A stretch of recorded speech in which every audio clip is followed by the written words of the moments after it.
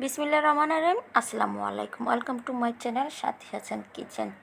দুপুরে শাপলা দিয়ে ইলিশ মাছ রান্না করেছি, পাট শাক রান্না করেছি। এখন ভাবলাম একটু অন্য কিছু করি, একটু ঝাল ঝাল খেতে মন চাইছে। কি করব ভাবলাম ফ্রিজে গরুর মাংস আছে, গরুর মাংস একটু ঝাল করে রান্না করি।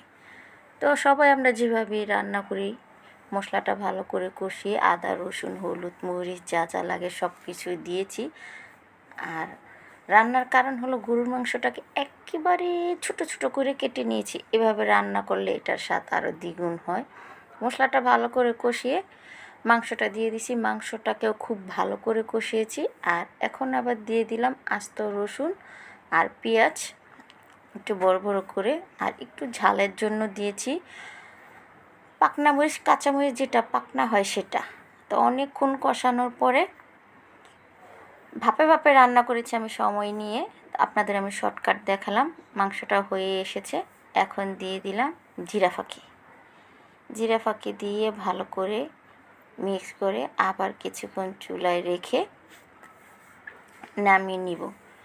এই মাংসটা খেতে এত মজা, মানে আমরা যেভাবে গরুর মাংস রান্না করি সেম একই, কিন্তু এটা একটু মাংসটাকে ছোট ছোট করে কেটে নিতে হবে। এইভাবে রেঁধে খেলে কী যে মজা হয় সেটা আমি আপনাদের কিভাবে বোঝাবো। তো আপনাদের কাছে আমার একটাই অনুরোধ, আপনারা অবশ্যই এইভাবে ছোট ছোট করে একটু ঝাল করে রেঁধে খাবেন, আর আস্ত রসুন আর এভাবে পেঁয়াজ দিয়ে খাবেন।